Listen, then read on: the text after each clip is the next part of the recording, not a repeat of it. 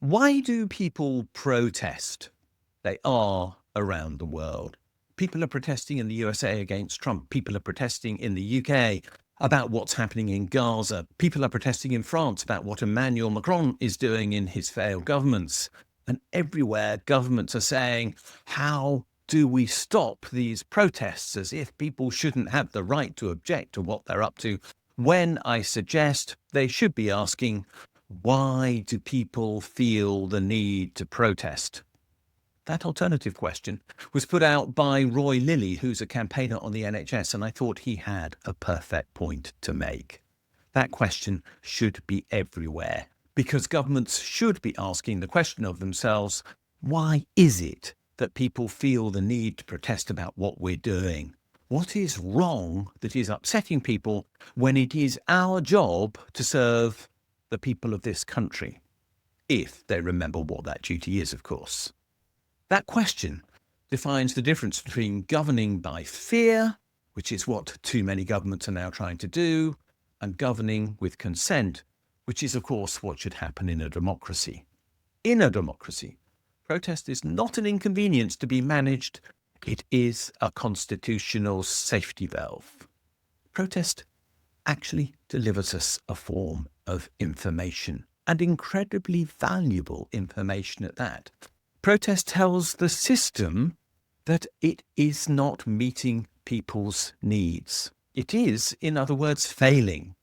When people have access to food and warmth and housing and healthcare and dignity and freedom, they do not march. They march when those things are denied to them. People have to get angry to march, and when they're satisfied, they won't protest. So the question is not how to stop protest.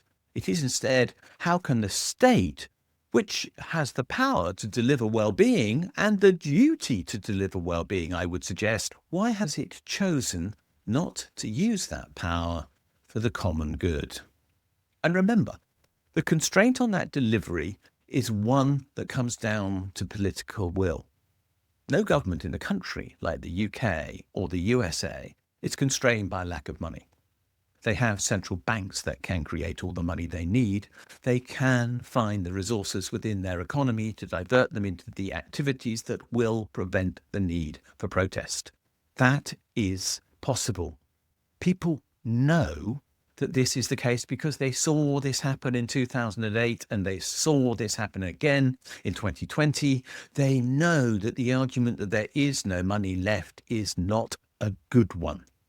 They know if they are not getting what they need, it is because somebody in power has decided not to deliver it to them.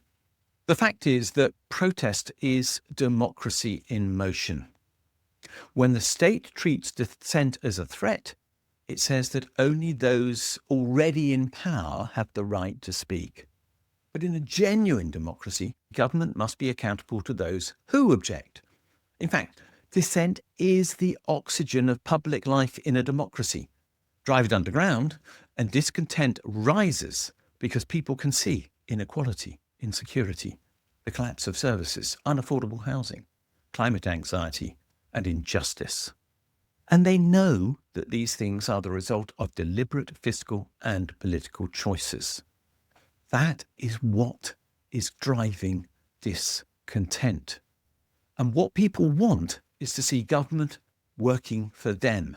They want schools rebuilt, transport restored, homes insulated, care improved, and justice delivered. They know that the state can do these things because they saw governments do it in 2009 and in 2020.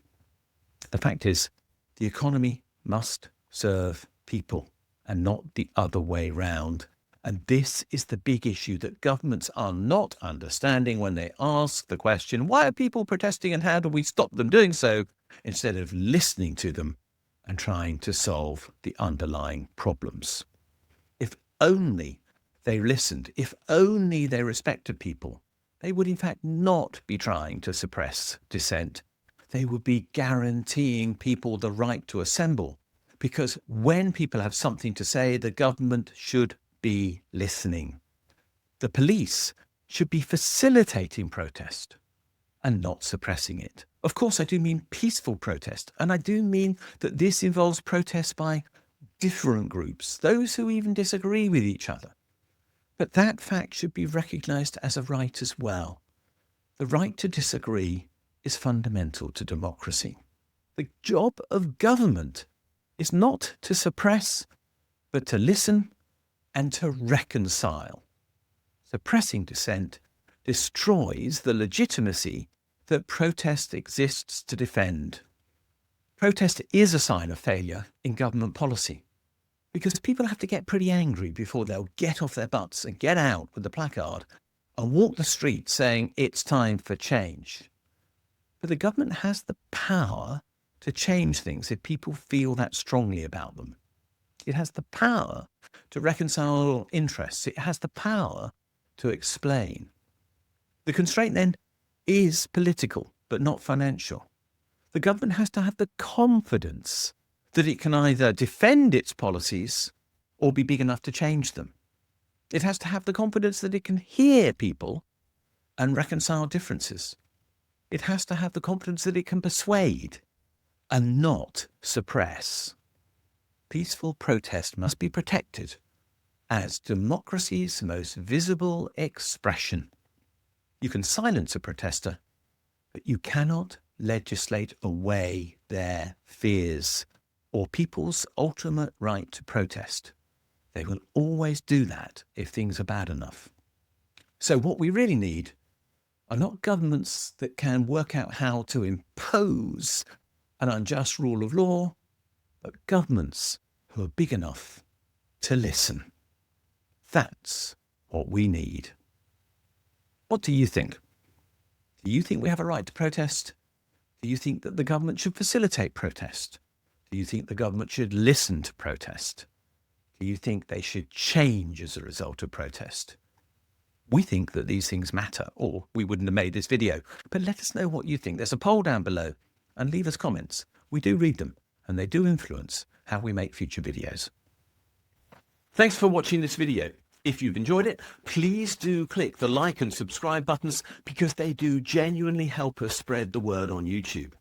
As importantly, could you have a look at the section below this video where it says more, and there you'll find a link to my blog. And if you follow that for the specific link to the blog entry related to this video, you'll find a transcript of this video and lots of other related material, plus a ChatGPT prompt that you could use to write a letter to your MP on the contents of this video, which will turn you into a campaigner, which will be a great thing to do.